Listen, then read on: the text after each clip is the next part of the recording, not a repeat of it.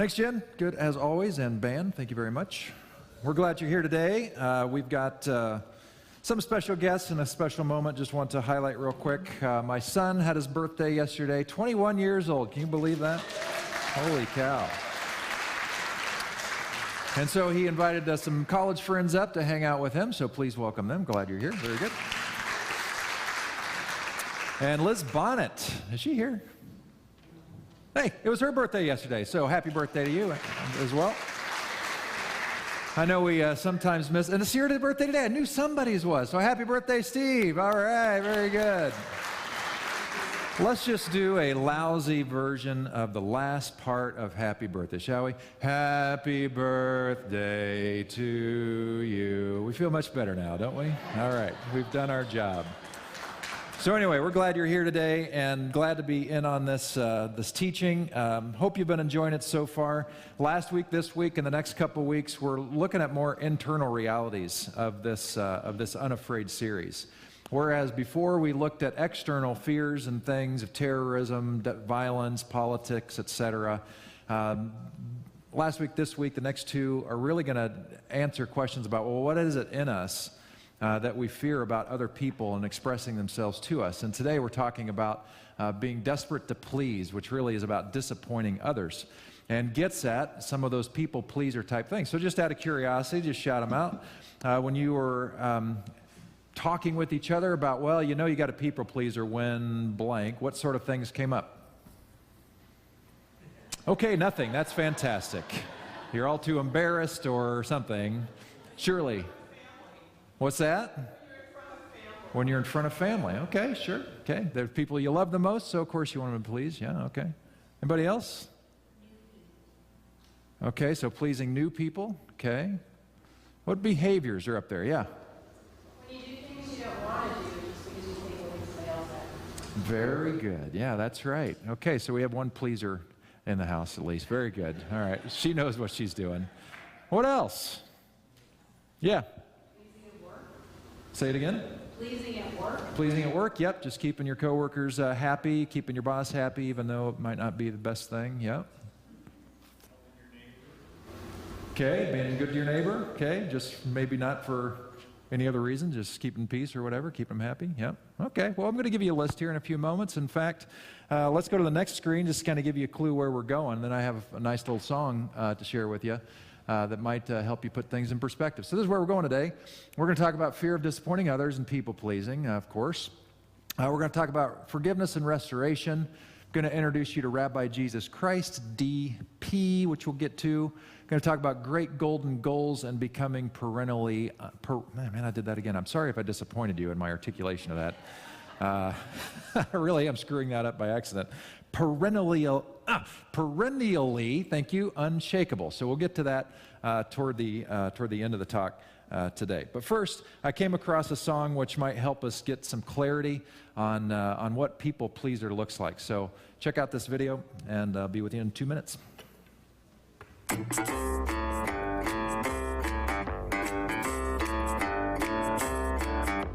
it be alright? I mean, if it's not too much to ask, if you're sure you're okay with it, if you're not in the middle of something or something, just share about a guy I know, a guy I know. He's a courteous, cordial, passive people pleaser, dapper, down home, passive people pleaser, neighborly, so neighborly, and he sure was nice to me. If there was a niceness battle, he would win, hands down. Seriously, hands down. His hands would be nicely down by his side, not to draw attention to himself. He's nice to the left, he's nice to the right, he's nice right out the door. And just when you think he was gone, he'd be nice again and leave you a gift card with a nice thank you note.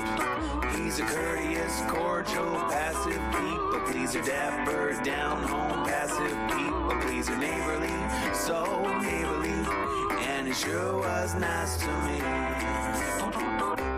He's so nice nice and polite that he doesn't even cross his T's, because he doesn't want them to be cross with him. He's so nice and polite, he doesn't even dot his I's, because no one likes to get dotted in the eye. He's so nice and polite that he turns the hot and cold water faucets on equal amount. Why? To make sure it's fair, you see. Because he's a courteous, cordial, passive people pleaser, dapper, down-home, passive people pleaser, neighborly, so neighborly, and he sure was nice to me. Well, friend, after you. Oh, no, I insist, after you. Oh, please, no, after you. En contraire, mon ami, s'il vous plaît, after you. Why, I couldn't possibly after you. But then what if one day he snapped? That's pretty good, huh? So if you want to view that again or send that to a people pleaser you know, I've got a link on my blog which releases today at 12. Also, what releases on my blog today within it has to do with this next thing we're going to go through. This comes from Psychology Today, and it is 10 signs that you may be a people pleaser. So let's just roll through these. This isn't a David Letterman thing. This is actual legit stuff. So let's see what we got. So number one, you pretend to agree with everyone. Even if you don't, you're being Switzerland with everybody that you know because you don't want to stir the pot. You feel responsible for how other people feel. I've certainly felt that way at times. 3, you apologize often. Even if you have nothing to apologize for, you're sorry that the coffee's not hot today, you know, even though it's not your problem. Number 4, you feel burdened by the things you have to do, probably because they're things you don't really want to do. 5, you can't say no. 6, you feel uncomfortable if someone is angry at you. 7, you act like the people around you, meaning your personal identity is a little bit in the wash because you want to fit in with everybody, because you want them to like you, and the way to get them to like you is to be like them, which makes everything all better. 8, you need praise to feel good. And if you're not getting that praise, you're not so sure about your self-worth. Why aren't they telling me that they like my shirt today? Or why aren't they telling me I'm such a nice person, et cetera, et cetera? Number 9, you go to great lengths to avoid conflict because nobody likes conflict, and that's just going to upset people, so let's just avoid it altogether. People pleasers are wonderful conflict avoiders. And number 10, you don't admit when your feelings are hurt. You'd rather be a doormat because then everything keeps peace and there's no issues to deal with. Now, my hunch is that you're somewhere on this spectrum.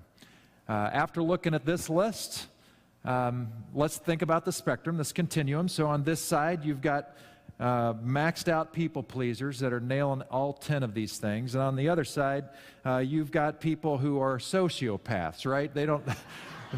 You mean there are other people around and I should care about how I come across to them? Because there are people like that. I know some folks that, man, they're on Facebook and they like literally call people out by name, you know, like I can't believe blah, blah, blah did that. And they're like good friends. And I'm like, on Facebook? Are you kidding me? And they wonder why there's some issues, you know, going on and why they struggle to retain their friends, you know. Well, maybe that's something else. So they're on the sociopathic side. I don't care what anybody thinks. I'm just going to say it like I say it, and they're just going to have to deal with it. You know, that's kind of the grit. So that's an extreme kind of a thing. So how many of you, after looking at this list and enjoying the song, are more on the people-pleasing side of the continuum? All right, and the rest of you are in denial, I guess. Yeah. Certainly, I've struggled with this. I think I'm getting better at this, but I'm a pastor, and I think I've understood my people-pleasing tendencies. That might actually really surprise some of you because I've done some, I've taught a few things that did not please people well at all. So somehow I've gotten over it on occasion. But anyway, I'm doing a little bit better on this, and I'm happy about that. But one of the things that, and it is a process, but one of the things that Adam Hamilton lifts up in his book is he talks about where this people-pleasing tendency comes from. And I agree with him on this. So on the next slide, you have a quote from his book. says the tendency toward people-pleasing is sometimes due to a lack of secure attachment in childhood that left a child anxious and yearning for more parental love and affirmation than he or she received. In adulthood, the lack of secure human attachment can manifest itself in a persistent fear that others may not love us or think well of us, resulting in regular attempts to win the approval and affection of others by acts of kindness or doing whatever we feel would secure love and affirmation. We all want to be liked, but pleasers have a higher than normal need for others to like them, think well of them, and affirm them. By the way, many people pleasers are also outstanding conflict avoiders, believing that confronting others is not nice. There's another book that we've talked about for years around here, that if this is ringing a bell on you, like you just never even thought about a connection between your childhood and your people-pleasing, there's a book that's a deep dive on this stuff called How We Love by the Yurkoviches. It's a couple. She's a therapist. He's her husband, who was a pastor. Now they do marriage stuff and relationship stuff all over the world. If you really want to dig this stuff up and really want to understand why you love the way you do, and particularly your romantic relationships, but also in your family dynamics and deep friendships and stuff like that, this would be a very wise read. However, realize that as you crack this book, it's not going to be an easy read, and it's likely to be a painful read if you're honest, because you're going to see yourself reflected in these pages. And it's going to point out wounds you may not have even known were there. But that's how we grow and that's how we heal. And if you want to be a better person of love, getting in touch with this core reality stuff is absolutely critical. So this just gives you a taste of it. If you really want to grow in this stuff, read that, because that is going to help you understand who you are and how you love. So How We Love is the name of that book. I didn't reference that in my blog, but I should have. So people-pleasing is a real deal, and of course that's related to wanting to avoid disappointing others. And so I want to talk first, before we talk about strategies to minimize how we disappoint others, I want to talk about when those disappointments are totally legit. And we're going to talk about two different characters. And the first character set I want to talk about is when we disappoint somebody because we blew it. Because we do at sometimes. We're human beings, and sometimes we make mistakes, and those mistakes carry a price. And that price is paid by somebody else. The biblical word for this is sin. And so you'll see this referenced about sinning against others. Now, if you want a beautiful theological definition of sin, this is a good one. That sin is the culpable disturbance of shalom.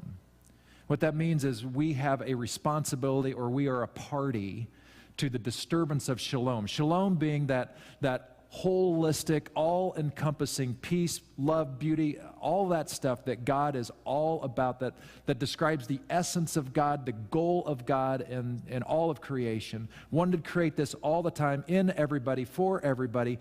And when we do stuff because of our brokenness or frailty or ego, whatever, we break that. We disturb that shalom.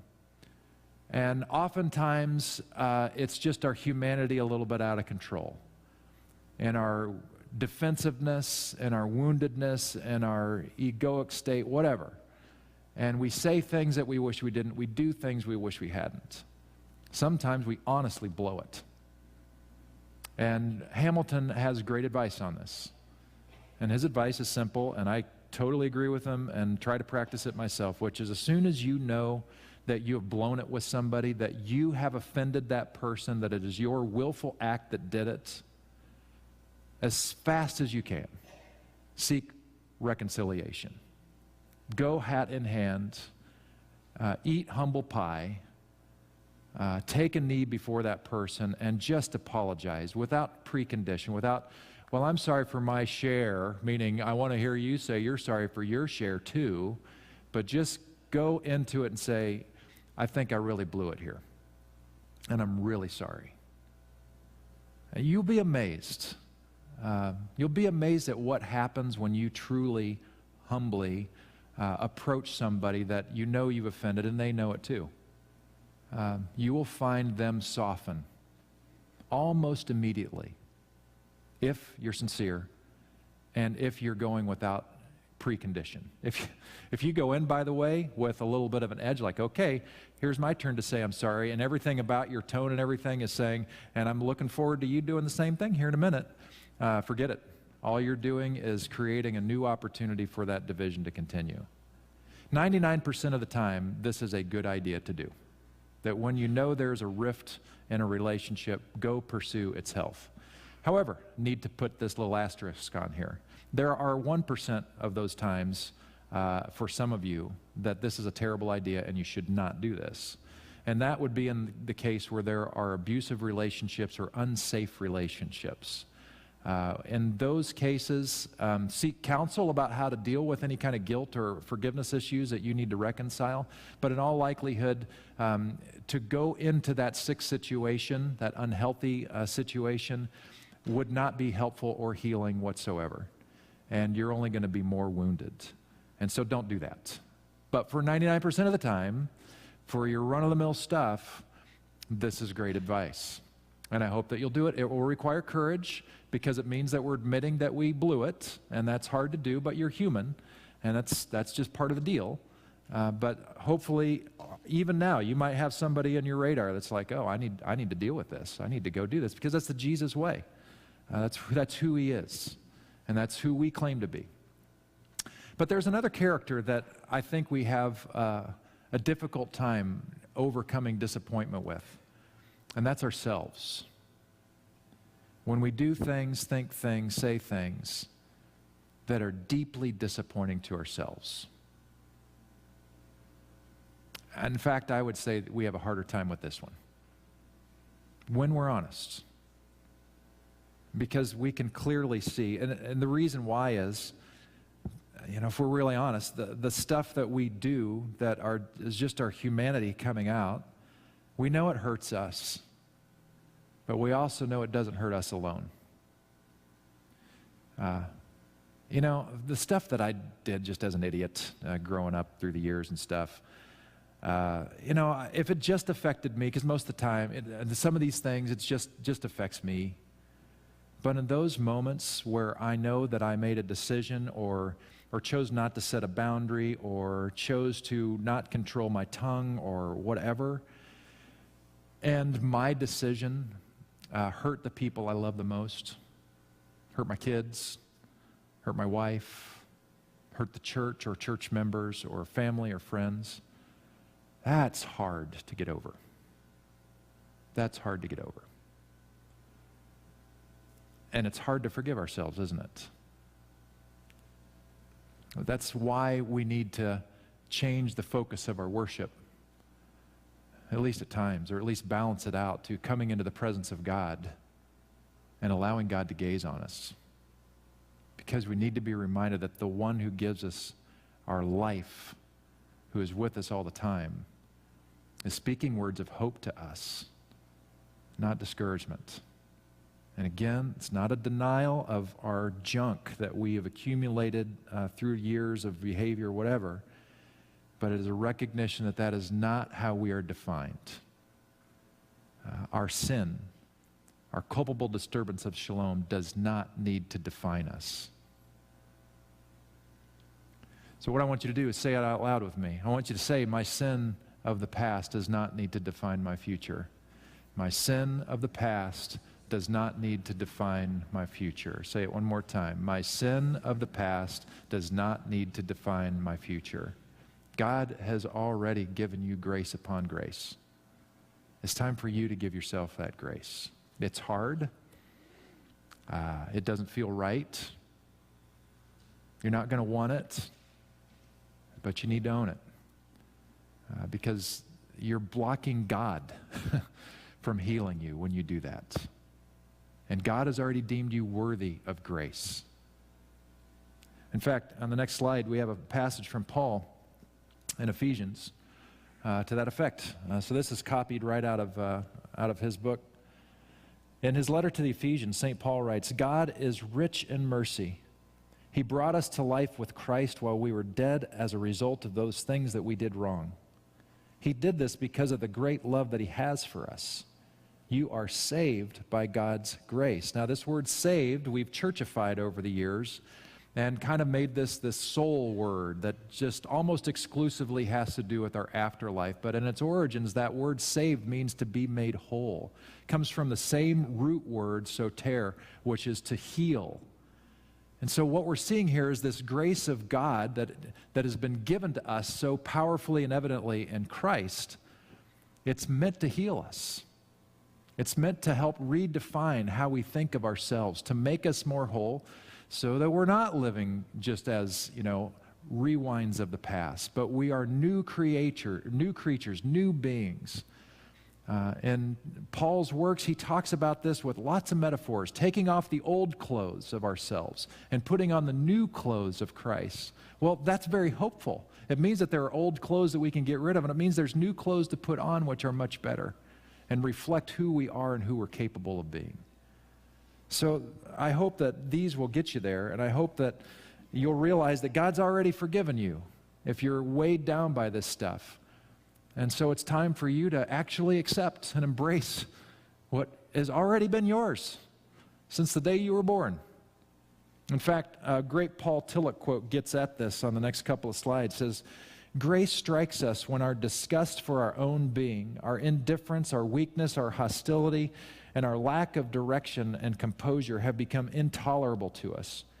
It strikes us when, year after year, the longed-for perfection of life does not appear, when the old compulsions reign within us as they have for decades, when despair destroys all joys and courage.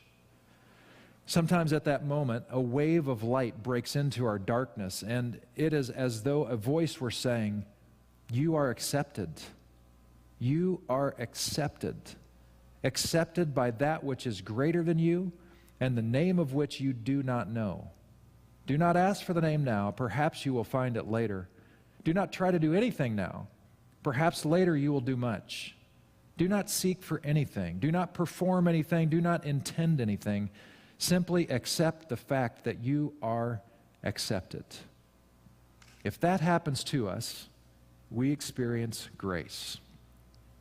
I've had a couple major faith milestones in my life, and they all had to do with what we're talking about here.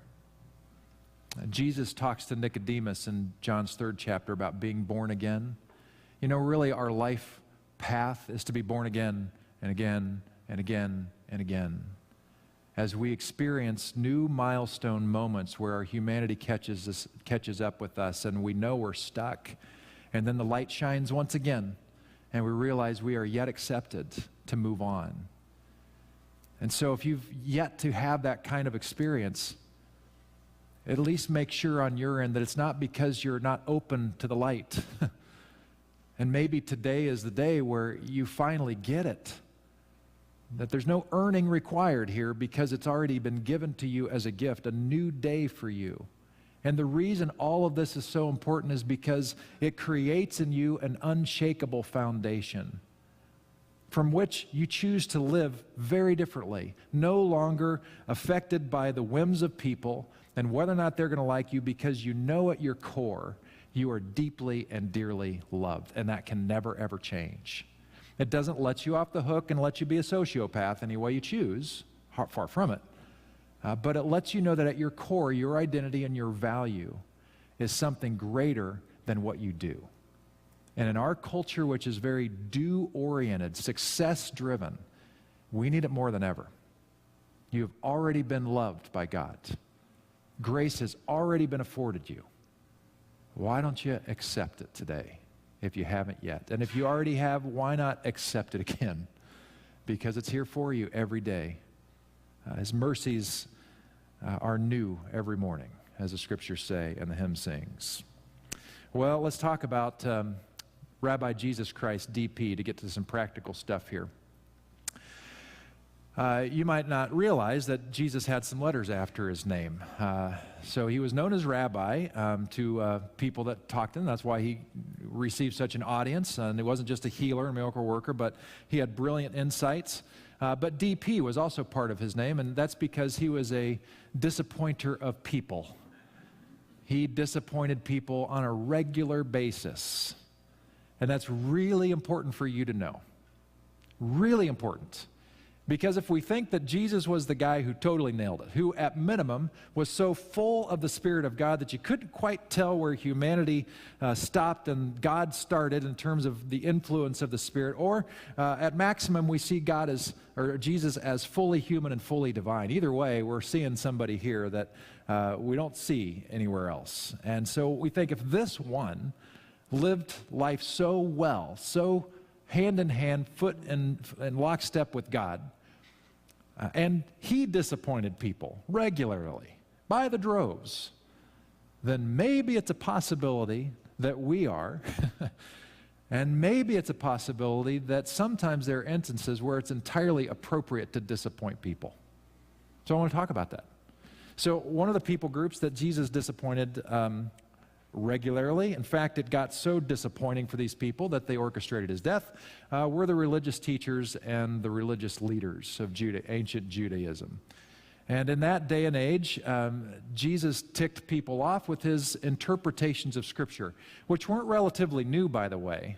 The Scriptures were out there, the interpretation was there, but Jesus sort of brought new light to them and new life to them. And some of these were brand new interpretations, but others were heralded by rabbis long before Jesus. And so he's just bringing this to the attention of those who are saying, no, this is the only way to read this Scripture. For instance, in dealing with the Sabbath. Sabbath is supposed to be a day of rest. You're not supposed to do any work. Well, the group in charge at this time went nuts with this. So you couldn't do anything on the Sabbath day that looked remotely like work. So one day, Jesus is hanging out with the boys. They're walking through a field of wheat. The guys pick off a head of the wheat and just start chomping away.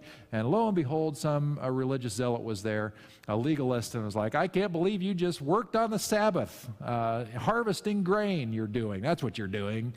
And Jesus said to him, man, you just don't get it. The Sabbath was made for man, not the other way around. You've missed the whole point of the whole Sabbath thing. It's about rest. He's not violating anything. This, by the way, was one of the moves that eventually, not the grain thing, but working on the Sabbath, that really started to lead toward the end for Jesus, as he healed a guy on the Sabbath day. He had the audacity to heal somebody who was born blind on the Sabbath. And when he did that, he got called out for it. So that's one instance. But then there were some other moments that might make us think a little different about what we think about success today. I mentioned to you last week that for a very few short moments, Jesus was a pastor of a megachurch for like 10 minutes each time. Thousands of people would come to his amphitheater, on the side of the Sea of Galilee, on this, beautiful lakeshore kind of vista. And thousands of people would want to come here. What's this guy have to say? Probably some folks wanted to see some miracles happen, pretty cool show and all that. And it looked like this was going to be this massive movement until Jesus started talking silly stuff. Things along the lines of, if you really want to be my follower, it means you got to pick up your cross and follow me. It means that your life really isn't fulfilled by you serving yourself, but you really find the greatest fulfillment in life by serving other people. That you find the greatest growth, love, all that stuff happens when you try to give yourself away in healthy ways, not when you're trying to build it all and keep it all for yourself. Well, things haven't changed much today as they were back then. And when people heard this kind of a call, that it's not just all about feeling good about ourselves and comfortable, but something's required of us if we really want to get it done. Not in a, oh, you should or else, a new legalism, but in a, no, this is the vision for what life is all about. God is a giver. You want to be in step with God, then it's time to give. Time to give of yourself in so many ways. That blew up his megachurch. Sometimes it was in the people he hung out with. So he'd hang out with people who were clear sinners. These are lepers, these are prostitutes, these are tax collectors. And as soon as Jesus came along those people, he was in trouble with the legalists. This happens today. It's happened many times in history, and it happens even today. It happened in generations past with the issues of slavery, when pastors would stand up in times of slavery and soon thereafter, and then eventually in civil rights, when they would speak of equality with other racial groups. and call out slavery specifically, it would oftentimes blow up their churches because people did not want to hear such unbiblical talk when there was clear biblical reference to keep things just as they were and continue to treat people of color as less than. Women's rights, same thing. When pastors have stood up at times and said, I think gender equality is a biblical value, other people in the congregation say, no, it's not. There's clear scriptures that say, nope, women are supposed to be silent and never be over a man. And so any time where pastors have taken the risk to take a stand on those types of things, it has invariably caused a rift. If it's divorce, that's a more recent issue where we've had different eyes on looking at divorce with more humane, compassionate ways of understanding rather than a narrow legalistic kind of a way. And with the LGBTQ issue on the table, probably today's hottest issue. I was talking to one of Noah's friends just a couple weeks ago who attends a church when he's home in the Seattle area that was a well-known megachurch for some time and had, 5,000 or 8,000 people, something crazy like that, with multiple campuses, just packing everything out. It was today's vision of megachurch. And then this pastor, through study, reflection, prayer, conversation to understand what was going on, decided to take a stand for equality and compassion toward the LGBTQ community. In short order, that church went from 5,000 to 8,000 people to 200 to 300. When you're on the front end of a compassion issue, you can guarantee it is going to blow it up. Because we like to be comfortable, we don't like to be challenged. It's all about us. And when you remind us that, this is about reaching out, this is about loving everybody, that makes us very uncomfortable and very unpopular. So that's the kind of thing that Jesus did. He was very disappointing to a wide range of people. What can we do then to make sure that we are disappointing people for the right reasons and not the wrong reasons? Because we're going to disappoint people, right? You got me on that? How can we make sure that we're doing it in the right way and not the wrong way? So on the next screen, we get to the great golden goals. And this because it's so succinct, I lifted it right out of his book and gave you this quote. So Jesus might have had our era in mind when he gave some of his most often cited advice. Take, for example, the golden rule. You should treat people in the same way that you want people to treat you, in Matthew 7:12. He also said that the second greatest commandment is to love your neighbor as you love yourself, in Matthew 22:39. Further, he told his disciples, take the log out of your own eye, and then you'll see clearly to take the speck out of your neighbor's eye, Matthew 7:5. In other words, don't be judgmental. To those admonitions, he could add the advice of St. James on how to interact with others. Be quick to listen, slow to speak, and slow to grow angry. You have a white space in your bulletin. I want you to write some words. To add one more. This is a prayer you can repeat all day long. You can put it on a Post-it note and put it at work. You can stick it on your rear view mirror in your car, below the rear view mirror in your car, not on the rear view mirror. Put it on your bathroom mirror, stick it on your refrigerator, wherever you're going to see it, on your TV remote. And this is a biblical passage. I'll get the address for you later because I was just thinking about it today and I don't have my phone to Google it. Words are these. May the words of my mouth, so write that down, may the words of my mouth. And the second line is, and the meditation of my heart.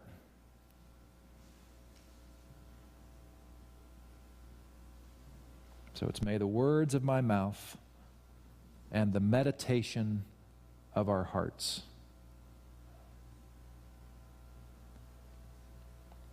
And the final line is, be acceptable in thy sight,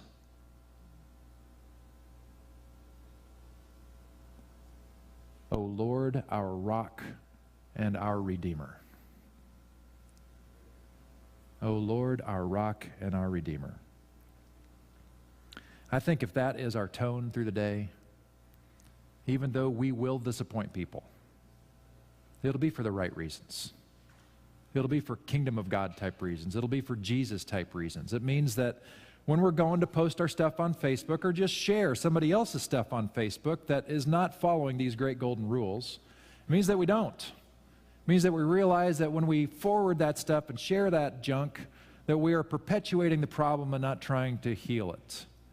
It means that when we join in conversation and we're talking to somebody who has a radically different view of whatever hot topic we're talking about, and they're not just talking clean political differences here, but they're throwing all kinds of extra stuff in there which are destructive to humanity and other people and defaming others. It means that we take pause and just calmly, cleanly say, you know what, I'm not comfortable talking about entire people groups like this because I just don't think that's honoring. It's just standing up for the right things without being a jerk, loving other people as you'd want to be loved. And by the way, it stings when somebody plays the Jesus card on you. Have you ever had it done? When somebody's called you on the carpet because you said something stupid? Believe it or not, I've done it once or twice. And when friends who are kind enough come along to me and say, hey man, I'm picking up a little tone, or is that really how you want to phrase that? You know, my first reaction is defensive. But hopefully in that moment, I will trust the person and trust the tone and realize that, yeah, I can clean that up. I can do that better. And when I choose to do that, it makes me more like Jesus, makes me more whole. All of this stuff, by the way, takes courage. But we're growing, and it's all a process. You're not going to decide today, okay, got it. I'm not going to disappoint people for the wrong reasons ever again starting today. Until you get to your car and you cut Sal Nuccio off on the way to the stoplight. And now you're upset that he was driving so slow. He's upset, gives you the bird. Now all hell's breaking loose. Now there's a riot. We're calling the police here at Crosswalk Community Church. So we have the full capacity to disappoint people. But if we're committed to this thing, over time, we're going to get it right and better. And it's going to take some courage. On the final screen that I have for you today, this quote from Hamilton: "Courage is not the elimination of fear. Courage is doing what we know we should do in the face of rejection, choosing not to give up in the face of criticism. And grace is the truth that when others are disappointed, even when we've truly blown it, there is one whose love and acceptance remain steadfast." What I'd like to do to close with you today is to lead you in one more meditation, where you come to grips with some of the content of what we've looked at today, and hopefully move forward in your relationship with God to become more saved, more whole, more complete. So please close your eyes and take a moment and go ahead and breathe deeply. That's always a good idea. And I'm just wondering, let's just start, this will be brief, but how much of a people pleaser are you? Just how much are you afraid of disappointing others? Did you recognize some things about yourself today? And all I'm looking for is just your own confession, acknowledgement to yourself, to God, that, yep, this is an area that I struggle, because that's the beginning.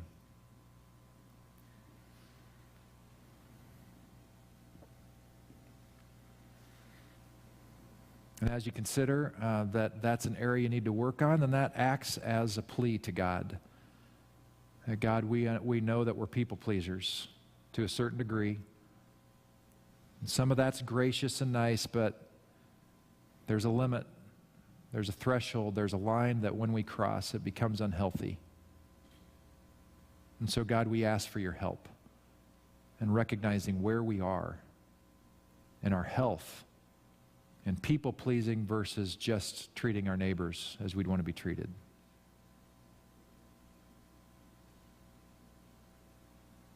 And now let's talk about sin. Are you carrying around weight because you know you disappointed others for the wrong reasons? For screw-ups on your part. You disturbed the shalom. You sinned. Are you carrying around weight, guilt, shame? Is there a broken relationship that needs to be restored? In your heart of hearts, acknowledge it. God, for those who are struggling with this, I ask that you give them the courage and the humility and the words and the tone to, as soon as makes sense, to go hat in hand and seek reconciliation so that there is shalom again for all involved. Or maybe your thing is you are carrying around the weight of disappointing yourself, and you feel shame and guilt. It might have only primarily impacted you and barely anybody else that you know of, or it may have hurt somebody else. But you still hold on to it, even though God has left it, has forgiven it, has thrown it into the depths of the ocean. It's forgotten. It doesn't mean you're in denial, but it does mean you move forward. So God, if that's who we are in this space, for those who are here that are struggling with that, I pray that your grace would just shine like a light into their hearts. And they would recognize that this thing which we think is so important to keep your love from doing its thing in our lives, I pray that your light would just shine that right out of the darkness and would blow it apart. That we might be fully infused with your grace and love and begin the healing process.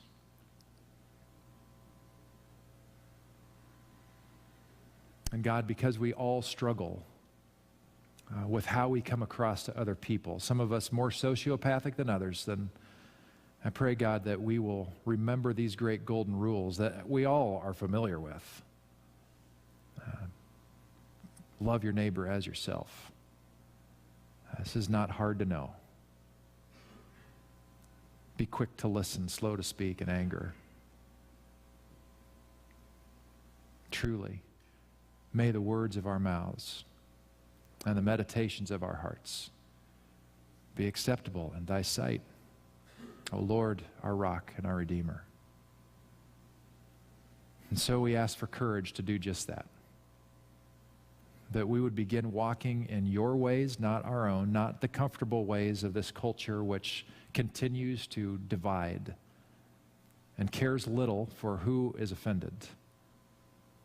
But may we be known as the people of love. May the chain be broken. May the cycle end with us. Because we have chosen the brave moves forward to be the new creation you long for us to be, and we long to become. And as we see beautiful things happen, we will give praise to the beautiful one who has made them happen. We lift up this prayer to you. In Jesus' name, amen. So we have one final song, which might not be as sing-along as some of the others, but it's an awesome